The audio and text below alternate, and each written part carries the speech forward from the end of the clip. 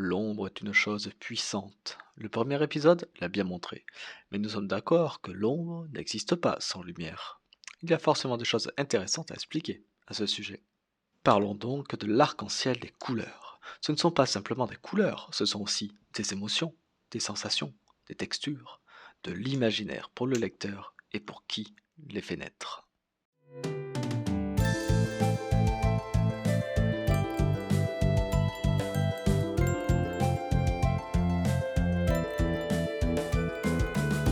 Bonjour à tous amis de l'écriture et de la lecture. Je suis heureux de vous retrouver pour ce deuxième épisode de scène où nous aborderons une thématique que j'affectionne particulièrement, les couleurs. Histoire symbolique, exemple mise en œuvre dans la description, vous connaissez désormais la formule de scène, on y va. La couleur, c'est comme l'essence que nous avons vu la dernière fois dans les descriptions, c'est un code de l'auteur. Vous le savez sûrement, on distingue trois ensembles de couleurs, les couleurs dites chaudes, les couleurs dites froides et les couleurs dites neutres. Techniquement, on ne devrait pas appeler ça des couleurs, mais bon, soit. Tout d'abord, vous avez les couleurs chaudes. Les couleurs chaudes, ce n'est pas très compliqué, c'est davantage de rouge et de jaune que de bleu. On va y retrouver par exemple les couleurs allant du violet au rouge et du rouge au vert. Dans le langage symbolique, on va donc être plutôt sur des choses réconfortantes, de la joie, de la passion, de la réussite, une certaine forme d'énergie. A l'inverse, les couleurs froides, elles, vont contenir plus de bleu que de jaune ou de rouge. On va y retrouver toutes les teintes allant du vert au violet, et notez d'ailleurs que le vert et le violet, selon la définition, sont ou une couleur froide ou une couleur chaude. Sur un plan symbolique, on sera plus sur la nature, sur la spiritualité, le rêve, la réflexion, la douceur, le réconfort et l'espoir. Personnellement, j'adhère plutôt à cette partie-là du spectre, bien que j'aime le rouge aussi. Enfin, si on accepte qu'il s'agisse de couleurs, nous avons les teintes neutres, dans lesquelles les trois couleurs à l'intérieur ne se distinguent pas particulièrement. Pour simplifier, ça veut dire que ni le rouge, ni le jaune, ni le bleu ne sont plus présents particulièrement que les autres. C'est-à-dire toutes les nuances de gris avec le blanc et le noir pour extrémité. On peut également y ajouter tous les gris avec quelques nuances de couleurs, que ce soit beige, bleu-gris, certains dorés, vert bouteille, etc. En termes de symbolique, pour les tons blanchâtres, on sera plutôt sur de la pureté, sur les tons noirâtres, on sera plutôt sur de l'élégance, et sur les tons grisâtres, plutôt sur de la sobriété. La plupart des tons pâles vont donner une esthétique de raffinement, à l'inverse des tons criards qu'on va retrouver sur les couleurs vives, à l'exception de certains bruns qui vont rappeler ce côté un peu vieillot, la terre, voire la pauvreté même. Les définitions que je vous ai présentées là ne sont valables que dans le cadre occidental. Pour nous, par exemple, le rideau rouge carmin va nous évoquer la passion, le prestige, quand une nappe jaune sur une table va plutôt évoquer l'énergie, la joie, quelque chose de peps. Et une touche de bleu sur une veste, du bleu marine par exemple, va nous évoquer quelque chose d'un peu calme. L'exemple le plus connu est sans doute le suivant, celui des rites funéraires. Vous le savez, en Occident, la couleur du deuil et de la mort, c'est le noir, mais c'est clairement pas le cas dans toutes les cultures. En Asie, par exemple, la couleur de la mort, c'est le blanc. Pourquoi ? Parce que d'une part, c'est la couleur de la pureté, de l'autre, c'est la couleur de la lumière.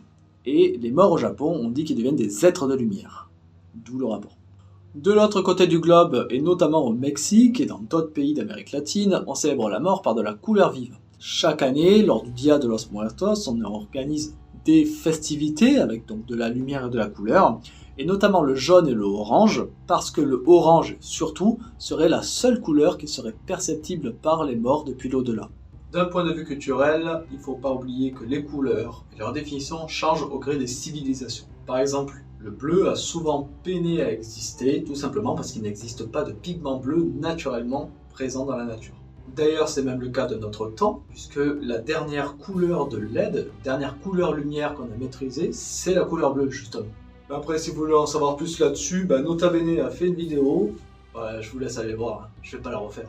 D'une autre part, ça peut paraître surprenant de notre point de vue occidental, mais certaines couleurs n'existent pas dans certains pays. Je reviens vite fait sur le Japon, mais par exemple le terme Ao, qui veut dire bleu, aujourd'hui en japonais, signifie à l'origine à la fois forêt et ciel, bleu et vert. Il n'y a pas vraiment de bleu dans cette définition. C'est très schématique, mais il faut comprendre que certaines langues n'ont pas de définition pour certaines couleurs, comme on l'a vu, mais d'autres en ont des dizaines pour la même couleur. Par exemple, chez les Inuits, il y a des dizaines de termes juste pour définir des nuances de blanc. Pourquoi ?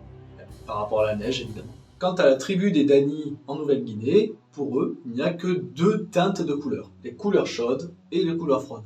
Et bien sûr, Bélésia est une chaîne artistique, donc je ne pouvais pas passer à côté du vert dans le théâtre. Entre le XVIIe et la fin du XXe siècle, le vert a été la couleur du malheur dans le spectacle vivant. Il y aurait plusieurs raisons et surtout une superstition qui est bien tenace, c'est celle de Molière qui serait mort sur scène, vêtu d'un costume vert. Spoiler, c'est faux. Pourquoi c'est faux? Il y a deux raisons. Tout d'abord, il n'était pas vêtu de vert, mais de rouge, et en plus il est mort après la représentation. D'autres idées plus réalistes ont donc été mises sur la table. Premièrement, la teinture verte avait du mal à tenir sur les vêtements, donc on utilisait pour fixateur en partie du cyanure. Et ça, c'est pas très bon pour la santé. Et bien que ce n'était pas le cas de Molière, ce jour-là, beaucoup d'acteurs ont eu de graves problèmes de santé à cause de ça, de type mort, décès, trépas, finito, racrevé sur bord de trottoir, vous savez, avec les quatre pattes en l'air et tout. Une explication plus technique serait les lumières utilisées à l'époque qui étaient à base de chaux vive, un éclairage qui est plutôt blanc verdâtre, et ça, ça a tendance à, d'une part, noircir les rouges, et d'une autre part, effacer le vert justement sur scène. Et enfin, on a l'explication en English, qui voudrait que, justement, le vert, ça pose un problème dans le théâtre extérieur, parce que la nature, c'est vert. Donc on l'a vu, aucune explication ne fait vraiment consensus sur cette couleur maudite au théâtre, et d'ailleurs, je ne sais pas si vous le savez, mais chaque pays a sa couleur maudite au théâtre. L'occasion peut-être d'en faire un épisode, si ça vous intéresse, je serais ravi de vous en parler. Bon, ici, la majorité des personnes qui verront cette vidéo seront de culture occidentale ou française. Du coup, pour cette partie-là, on va rester sur ce créneau-là parce qu'on pourrait vraiment y passer des heures. La couleur, c'est une palette, c'est un nuancier. Pour des descriptions basiques, du rouge, classique, ça suffit très bien. Mais lorsqu'on va aller plus loin, c'est là que la nuance entre en jeu. Pour rester dans le rouge parce que c'est un cas d'école, un rouge classique, un peu vif, va donner l'impression d'amour ou de passion. Un rouge pourpre va donner un signe plutôt d'élégance, de richesse. Quand un rouge tirant sur le brun va soit évoquer la couleur du sang, donc du danger, soit si on a plus de brun que de rouge, on va même avoir cette esthétique qu'on retrouvait avec les couleurs neutres, presque de dépouillement et de pauvreté. D'un autre côté, si ce rouge tire sur le rose et légèrement blanchi, on aura plus une impression de douceur, de volupté, de quelque chose un peu plus doux et presque féminin. La nuance a surtout pour but d'ajouter de l'information implicite à votre description. C'est là que tout va se jouer, sauf si bien sûr vous mentionnez que cette couleur ne fait pas référence à ce symbole. En général, les gens, selon leur culture, vont ressentir quelque chose selon la couleur que vous allez mettre dans votre texte. Tout bêtement, si votre personnage a sa couleur qui le relaxe, c'est le jaune vif criard, le petit jaune poussin là, de d'œuf écrasé, c'est bien de le préciser dans le texte, parce que nous, ça va pas forcément nous évoquer ça. Et la lumière a également son rôle à jouer, parce que si elle est vive, les couleurs sont chatoyantes, on est dans un lieu qui vraiment semble éloigner le danger. Et lorsque la lumière s'affadit ou s'assombrit, là, il faut se mettre en garde. Dans ce cas, la disparition de la lumière, c'est la disparition avant tout de la couleur. Si c'est la couleur qui part, par exemple à cause des nuages ou de la pluie, on va avoir une impression de décor plus délavé, plus neutre, plus mystérieux, voire même vieillot et abandonné. La tristesse de ces couleurs fades donne aussi une impression qu'on est loin du monde des vivants, loin du monde des pigments, loin du monde de la couleur. Comme nous l'avons vu dans le dernier épisode, l'obscurité rend les environnements difficiles à discerner et les distances difficiles à évaluer. L'humain est à la fois fasciné et inquiété par l'inconnu, et l'absence de lumière, la disparition de la couleur, appellera très souvent celui-ci à la vigilance, voire même à la fuite. Prenons un exemple. Elle est triste, ou elle se sent mal. On a là une description de base, qui est fonctionnelle, informationnelle. Avec les couleurs, on va vraiment apporter de l'harmonique à cet ensemble, avec un décor, un environnement qui par exemple sera grisâtre, terne, noirâtre même. Par ailleurs, ce n'est pas le cas partout, puisque chez les anglophones, la couleur de la tristesse, c'est le bleu. On appelle ça le blue mood ou le feeling blue. Ils ont d'ailleurs de multiples moyens de mettre en scène ce bleu comme outil de tristesse, il y en a même 3. On a le bleu-gris un peu délavé, un peu sale, qu'on appelle le leaden sky, donc c'est la chape de plomb, le personnage se sent écrasé par la tristesse. Mais on va avoir d'autres nuances également. Le bleu nuit qui va faire plutôt référence à la solitude, au blues, d'ailleurs c'est la couleur, d'où le blues. Et l'indigo qui va venir plutôt évoquer la mélancolie. Ces teintes délavées, que ce soit du bleu, du jaune, du rouge, ce que vous voulez, elles rentrent d'ailleurs très bien en contraste avec les couleurs vives. Et c'est là tout l'intérêt, notamment dans certains styles de littérature, que ce soit la dystopie, que ce soit l'urban fantasy, ou tout simplement les romans un peu corporate, vous savez, qui se passent dans les bureaux. Pourquoi ? C'est l'opposition exacte de la ville, de ses couleurs, de ses jeux, de son ambiance, avec le côté justement très triste, monotone, routinier d'un univers professionnel. Vous le remarquerez d'ailleurs, mais la monochromie, donc la saturation d'une teinte sur toutes les autres dans un environnement, a tendance à venir retirer de la variété à un paysage. L'humain comprend son environnement en 3D, avec les contrastes, la lumière, l'ombre, mais également avec les variétés de couleurs.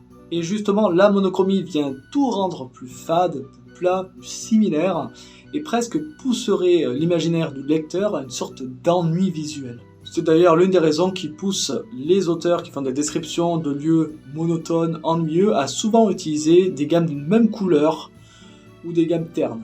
J'ai moi-même dans mes descriptions tendance à venir effacer la couleur, à l'affadir ou à justement tout rendre de la même couleur lorsque je veux décrire un endroit vraiment ennuyeux, vraiment sans intérêt, sans âme. Et bien sûr, ce n'est pas juste mon cas dans Malaysia, c'est le cas par exemple dans beaucoup de choses qui vous entourent au quotidien. Regardez par exemple le parc automobile français aujourd'hui, du blanc, du noir, du gris. Bon, il y a quelques couleurs, mais on se comprend. Tout ça, ça vient donner une forme de standardisation à l'extrême et pousse un petit peu à l'ennui visuel. Et ce manque de couleurs vives et expressives, ça marche autant dans la vraie vie que dans les descriptions de livres. La couleur, au-delà d'être un simple imaginaire pour le lecteur, c'est avant tout une information implicite donnée par l'auteur. Une même chaise, qu'elle soit orange, marron, bleu électrique ou couleur citron, elle ne renverra pas les mêmes impressions au lecteur ainsi qu'aux personnages. Par contre, elles noteront toutes à leur manière une intention spécifique de l'auteur dans son récit. Jouer sur la gamme des couleurs et des nuances est donc quelque chose d'essentiel, de même qu'un compositeur pourrait le faire avec des notes de musique, en rajoutant de l'harmonique, du pitch, des octaves, etc. La palette des couleurs va donc apporter une subtile nuance d'imaginaire et de symbolique dans une description, une touche d'imaginaire et de symbolique bienvenue dans le récit. Par exemple, dans la série Bélésia, chaque personnage a une couleur préférée et ce n'est pas un hasard. Chacune de ces couleurs va apporter du caractère, une ambiance, une émotion, voire même le vécu du personnage. Et tout cela sans dire un seul mot. La couleur n'est donc pas une esthétique mais une identité. Ce n'est pas une décoration, c'est une intention. Et vous, quelle est la couleur qui vous définit ? Ça m'intéresse. Qu'est-ce que ça dit de vous ? Et pour vos personnages, pareil, qu'est-ce que ça dit d'eux ? Quelle ambiance, quelle émotion ça renvoie ? Dites-le moi en commentaire, je suis intéressé. Moi par exemple, c'est le bleu outre-mer, et c'est pas pour rien. Le rêve, l'imaginaire, la créativité, et une certaine sensation d'apaisement et de calme. Ainsi donc s'achève notre voyage sur l'arc-en-ciel des couleurs, j'espère qu'il aura su vous intriguer. Si c'est le cas, pensez au petit pouce et à l'abonnement, ça me soutiendra énormément. Chaque vidéo, c'est beaucoup de travail, mine de rien. Je vous souhaite de bonnes séances d'écriture, c'était Pizza au rapport. Tchuss. Et c'est fini. Bien sûr.